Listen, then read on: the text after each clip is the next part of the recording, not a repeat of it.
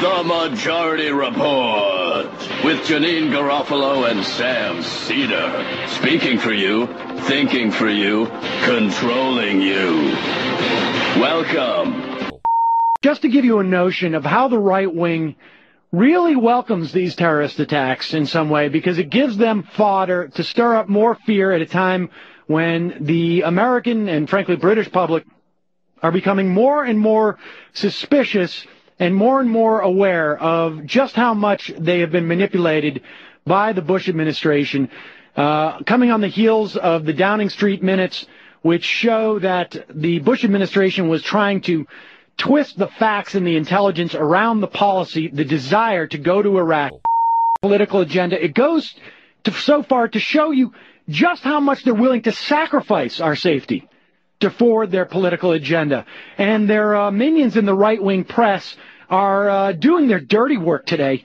Listen to what Neil Cavuto from Your World with Neil Cavuto on Fox News says. If this is your world, folks, your world is a complete disaster.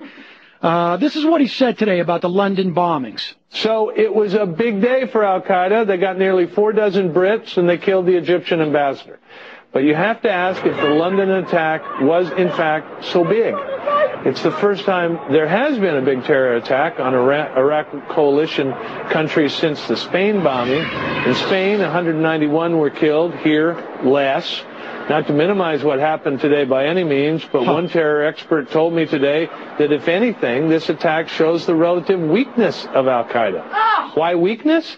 They managed to get a few guys to be suicide bombers, maybe only one.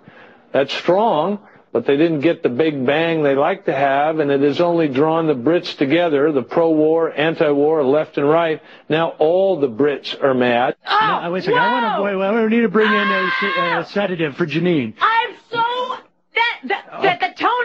the glib tone of his voice, because he knows the opposite is true. Well, he knows the opposite is true. And they didn't get many of our good. They didn't. Unbelievable. Now, first of all, it is small compared to what goes on Darfur. Let's just address this. Hold on.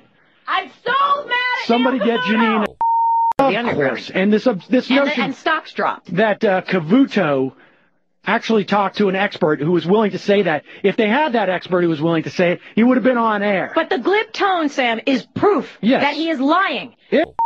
And just to carry on their Neil Cavuto's theme of reading this as if it was a stock market ticker, let's go to Brit Hume, the horrible scumbag who many people can consider somewhat responsible for the fact that his son committed suicide, but maybe we shouldn't bring that up. Let's go number 2. You know, the market was down. It was down yesterday.